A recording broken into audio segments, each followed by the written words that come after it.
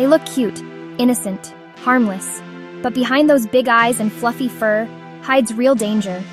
Today on the FactStory, we reveal the truth behind the fluff. These are the top 10 cutest animals that are actually deadly. And trust me, number 1 will ruin your childhood. Now, I've spent years talking about dangerous jobs. But let me tell you something. Mother Nature might just have the most dangerous job of all, making killers look adorable. It's like she's running some kind of cosmic practical joke, and we're all the punchline. You think your job is tough?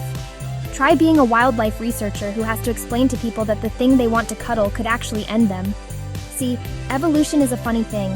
It doesn't care about our feelings, our Instagram posts, or our desperate need to say aw at everything with big eyes. Evolution cares about one thing: survival. And sometimes the best way to survive is to look so harmless that your prey or your threats never see you coming. Look at that face. It blinks so slowly, it moves like a sleepy cartoon.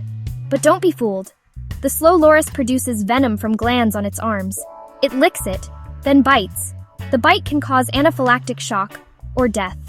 Now, I've met a lot of people who move slowly on the job, usually right after lunch on a Friday afternoon. But the slow loris? This little guy has turned moving slowly into an art form. And not just any art form, the art of assassination. Picture this. You're walking through the forests of Southeast Asia, and you see what looks like a living stuffed animal moving through the trees at the speed of molasses. Your first instinct? Oh, how cute. It's like nature's own sloth. Your second instinct should be, why is something that moves this slowly still alive in a world full of predators? Here's why. Because it's packing heat. Biological heat. The slow loris is the only venomous primate on Earth. Think about that for a second. Out of all the monkeys, apes, and lemurs out there, this sleepy-looking character is the one that decided to go the poison route. The process is almost ritualistic. The loris raises its arms, slowly of course, and licks the venom from glands near its armpits. Then it mixes that venom with its saliva, creating a toxic cocktail that would make a bartender in a spy movie jealous. One bite, and you're looking at tissue death, anaphylactic shock, or worse.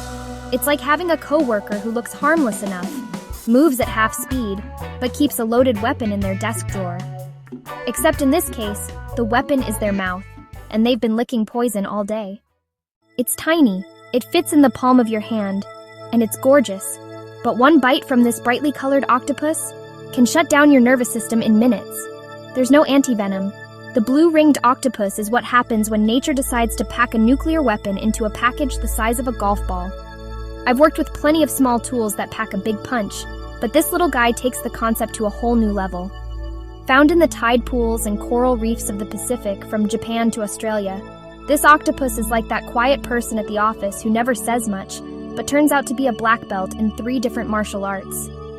It spends most of its time hiding in crevices, looking like a harmless blob of jelly with pretty blue rings. But here's the thing about those blue rings. They're not just for show. When this octopus feels threatened, those rings light up like a neon sign in Vegas. It's nature's way of saying, "Last warning, buddy." Most animals in the ocean have learned to read this sign and back off. Humans? Well, we tend to think, "Ooh, pretty colors. Let me get a closer look." The venom is called tetrodotoxin, the same stuff you'll find in pufferfish. But while a pufferfish might give you a bad day, the blue-ringed octopus carries enough of this poison to kill 26 adult humans. And remember, there's no antivenom. Once you're bitten, it's a race between the poison and the paramedics, and the poison has a significant head start. The really terrifying part? The bite is often painless. You might not even know you've been bitten until your vision starts to blur and your muscles begin to shut down. It's like being fired from a job you didn't even know you were bad at. Cartoonishly round and kind of funny looking, but this fish is filled with tetrodotoxin, a poison 1,200 times deadlier than cyanide. It can paralyze you while you're still fully conscious. The pufferfish, or fugu as it's known in Japan, is like that friend who looks completely harmless until you realize they know 17 different ways to ruin your day. This fish has turned being poisonous into such an art form that people actually pay premium prices to eat it. That's right. Humans are so confident in their abilities that we've turned eating poison into a delicacy. Now, I've had some questionable meals on job sites over the years, but I draw the line at food that can kill me if the chef has an off day. The pufferfish contains enough tetrodotoxin to kill 30 adult humans, and unlike other poisons, this one doesn't just kill you. It paralyzes you while keeping you fully conscious. Imagine being trapped in your own body, aware of everything happening around you, but unable to move or speak. It's like the worst possible performance review, except it's happening to your entire nervous system. The Japanese have been eating fugu for centuries, and they've turned its preparation into a highly regulated art form. Chefs must train for years and pass rigorous tests to get licensed to serve it. Even then, several people die each year from fugu poisoning, usually from amateur preparation or overconfident home cooks. The pufferfish doesn't even have to bite you to be dangerous. Just handling one improperly can transfer enough toxin to cause problems.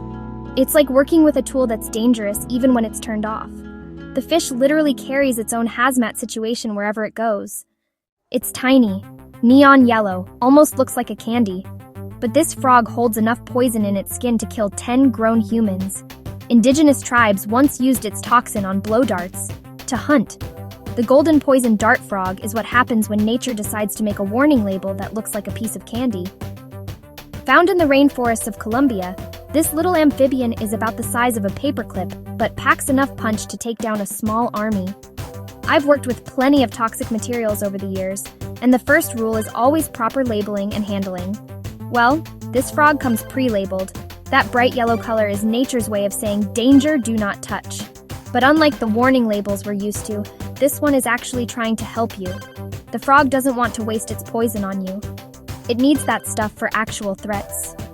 The Embera people of Colombia have been using this frog's poison for centuries, carefully extracting the toxin to coat their hunting arrows and darts. It's like having a chemical weapons facility that hops around the forest floor. One frog can provide enough poison to coat 50 arrows, and each arrow can take down prey as large as a jaguar. The really remarkable thing is how the frog gets its poison. It's not born toxic. It becomes toxic by eating specific ants that contain alkaloids. Take the frog out of its natural habitat, change its diet, and it becomes harmless. But here's the kicker. Just touching this frog can be lethal. The poison is absorbed through the skin, so there's no need for a bite or a sting. It's like shaking hands with death, except death is bright yellow and fits in your palm. Elegant, graceful, and secretly vicious. Swans are highly territorial. They've been known to break arms with their wings, knock people into lakes, and attack dogs. Swans don't mess around. Now here's an animal that looks like it should be decorating a wedding cake, but acts like a bouncer at a rough bar. The swan is what happens when you give a bird the attitude of a territorial homeowner and the physical tools to back it up. A swan's wing is essentially a feathered baseball bat powered by muscle and bad attitude. When they hit you with those wings, it's not a gentle tap. It's a full-force strike that can break bones. I've seen grown men knocked into the water by swans, and let me tell you, there's nothing dignified about being beaten up by something that looks like it belongs in a fairy tale. The really impressive thing about swans is their commitment to the job. They don't just chase you away and call it good. They'll pursue you across an entire lake, honking and flapping like they're conducting some kind of aquatic military operation. They've been known to attack kayakers, swimmers, and even small boats. And it's not just humans they go after. Swans will attack dogs, other birds, and pretty much anything else that enters their territory without permission. They're like that neighbor who calls the police if your grass is half an inch too long. Except instead of calling the police, they become the police. Sounds ridiculous, right? But domestic cats are responsible for killing billions of birds and small mammals every year. In Australia, they're classified as an invasive predator. Small, but savage. This might be the most controversial entry on our list, but hear me out. That fluffy little creature purring on your lap? It's a stone-cold killer. We've domesticated cats, given them names, bought them toys, and convinced ourselves they're just furry little roommates. But underneath all that domestication is a predator that's so efficient, it's literally changing ecosystems. I've worked on plenty of job sites where we had to deal with pest control, but cats have turned pest control into an art form. The problem is they don't distinguish between pests and native wildlife. To a cat, a rare songbird looks just as appetizing as a common mouse. The numbers are staggering. In the United States alone, domestic and feral cats kill between 1.3 and 4 billion birds every year. That's billion with a B. They also kill between 6.3 and 22.3 billion mammals annually.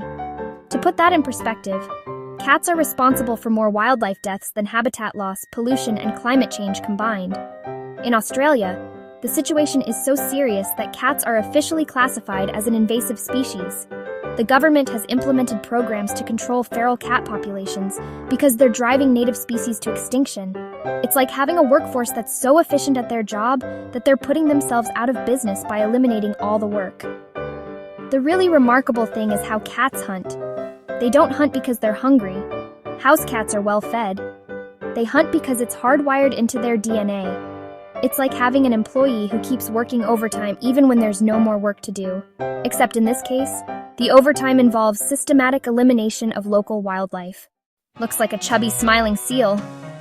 But it's a top predator in Antarctica. They've attacked researchers and even pulled one into the water, fatally. And yes, they eat penguins, alive. The leopard seal is what happens when nature decides to put a shark's attitude into a seal's body and send it to the coldest place on Earth. This is not your typical cute, clapping seal from the zoo. This is 1,300 pounds of muscle, teeth, and bad intentions wrapped in what looks like a friendly package. I've worked in some harsh environments, but Antarctica is in a league of its own. Everything there is adapted to survive in conditions that would kill most life forms. The leopard seal hasn't just adapted, it's thrived by becoming the ocean's most efficient predator in one of the world's most challenging environments. These seals are ambush predators. They lurk beneath ice floes, waiting for penguins to jump into the water. When a penguin hits the water, the leopard seal strikes like a torpedo. But here's the disturbing part. They don't just kill their prey quickly. They've been observed playing with penguins the way a cat plays with a mouse, tossing them around before finally eating them. The attack on researcher Kirsty Brown in 2003 was a wake-up call for the scientific community. She was snorkeling in Antarctic waters when a leopard seal grabbed her and pulled her down. Despite wearing a dry suit and having safety protocols in place, she couldn't escape. It was a reminder that in nature there are no safety meetings or hazard assessments, just predators and prey. What makes leopard seals particularly dangerous is their intelligence. They're problem solvers. They've been observed working together to create waves that wash seals off ice floes. They can hold their breath for up to 15 minutes and dive to depths of 1,000 feet. It's like having a coworker who's not only stronger and faster than you, but also smarter and more patient. It's already weird. Duckbill, beaver tail, webbed feet. But here's the twist. Male platypuses have venomous spurs on their legs. It won't kill you, but it causes excruciating pain that lasts for weeks. The platypus is what happens when nature gets creative after a few drinks. It's like someone took parts from a duck, a beaver, and a snake, threw them in a blender, and somehow created a functioning animal. But the weirdness doesn't stop at its appearance. This thing is packing venom. When European scientists first encountered the platypus, they thought it was a hoax. Someone had sewn a duck's bill onto a beaver's body as a joke. I can understand their skepticism. If someone showed me a platypus without any context, I'd probably think it was some kind of elaborate prank too. But the venom is no joke. Male platypuses have hollow spurs on their hind legs connected to venom glands. During breeding season, these spurs become loaded with a cocktail of toxins that can cause pain so severe, it can't be relieved by morphine. We're talking about pain that lasts for weeks and can cause permanent nerve damage. The venom isn't meant for humans, of course. It's a weapon used during territorial disputes with other males during mating season. But if you're unlucky enough to get spurred by a platypus, you're in for weeks of agony. It's like getting injured by a tool that was designed for a completely different job, but works just as well on you. The really fascinating thing is that platypuses are one of only 2 venomous mammals in the world. Evolution usually doesn't bother with venom in mammals. We've got teeth, claws, and size advantages. But the platypus decided to go the chemical warfare route, and it's been working for them for millions of years. They sleep 20 hours a day, eat eucalyptus, and look like fuzzy teddy bears. But koalas have razor-sharp claws, a nasty bite, and carry diseases like chlamydia. Also, they scream like demons. The koala is Australia's greatest marketing success story. They've managed to convince the world that they're cuddly, sleepy teddy bears, when in reality, they're drug-addicted, disease-carrying creatures with the temperament of a hangover and claws that can shred you like paper. I've worked with plenty of people who were difficult before their morning coffee, but koalas take grumpiness to a whole new level. They're high on eucalyptus most of the time. The leaves are toxic to most animals, but koalas have adapted to process them. It's like working with someone who's been huffing paint thinner all day and wondering why they're not very social. Those claws aren't just for show. Koalas use them to grip tree bark, which means they're designed to dig into hard surfaces and hold on tight. If a koala decides to grab onto you, those claws will go right through clothing and into skin. It's like being grabbed by someone wearing razor blade gloves. And then there's the screaming. If you've never heard a koala scream, count yourself lucky. It sounds like something from a horror movie. A deep, guttural roar that seems impossible coming from something that looks like a stuffed animal. It's like discovering that your teddy bear has been possessed by a demon. The disease factor is particularly unpleasant. A significant percentage of koalas carry chlamydia, which they can transmit to humans. So not only can they claw you and scream at you, they can also give you a sexually transmitted infection. It's like the world's worst blind date. Except the date is a marsupial. Yes, dolphins. Smart, social, playful, but also aggressive, territorial, and responsible for attacks on humans and other marine life. They've even been used in military operations. Not so friendly now, huh? And here we are at number 1. The animal that's going to ruin your childhood, your aquarium visits, and probably your next beach vacation. Dolphins. The ocean's supposed ambassadors of fun and friendship. The animals we've put in movies, TV shows, and theme parks as the ultimate example of intelligent, friendly marine life. But here's the thing about intelligence. It can be used for good or evil. And dolphins, with their big brains and social structures, have figured out how to use their smarts in some pretty dark ways. Dolphins are apex predators. They hunt in coordinated groups, using sophisticated strategies that would make military tacticians jealous. They've been observed working together to create whirlpools that disorient fish, using tools to hunt, and even using the ocean floor as a weapon by stunning fish against the sand. But it's their behavior toward other dolphins and marine life that really opens your eyes. Male dolphins form gangs, literally called alliances by researchers, that will kidnap female dolphins for mating purposes. They've been observed killing porpoises for no apparent reason, other than what appears to be sport. Baby dolphins are sometimes killed by adult males to force females back into mating condition. The attacks on humans are well documented but rarely publicized. Dolphins have rammed swimmers, dragged people underwater, and in some cases, sexually assaulted humans. The U.S. Navy has used dolphins in military operations precisely because they're intelligent, trainable, and capable of aggression when needed. It's like discovering that your friendly neighborhood watch group is actually running a protection racket. The intelligence we've always admired in dolphins, their problem-solving abilities, their social structures, their communication skills, these same traits make them capable of calculated aggression and complex social manipulation. Nature has a sense of humor and a dark side. These animals prove that looks can kill. Which one surprised you the most? Drop it in the comments and make sure to like and subscribe to the FactStory, where cute meets deadly every week. So there you have it. 10 reminders that evolution doesn't care about our feelings or our need to find things adorable. These animals have spent millions of years perfecting the art of survival, and sometimes that art involves looking harmless while being anything but. The real lesson here isn't that we should be afraid of cute animals, it's that we should respect them. Every creature on this planet has earned its place through countless generations of adaptation and survival. That koala didn't evolve those claws to look cute in photos. That dolphin didn't develop its intelligence to perform tricks at SeaWorld. We live in a world where we've become disconnected from the reality of nature. We see animals through the lens of cartoons, movies, and social media posts. We forget that these are wild creatures with their own agendas, their own survival strategies, and their own ways of dealing with threats. The next time you see a cute animal, whether it's in the wild, in a zoo, or on your screen, remember that cuteness is often just another tool in nature's toolkit. It's camouflage, it's strategy, it's evolution's way of saying, "Don't worry about me, I'm harmless," while keeping all the really dangerous stuff hidden beneath the surface. Because in the end, the most dangerous predators aren't always the ones with the biggest teeth or the loudest roars. Sometimes they're the ones that make you say "aw" right before they remind you that in nature, there are no participation trophies, only survivors. Stay curious, stay cautious, and remember, if it looks too cute to be true, it probably is.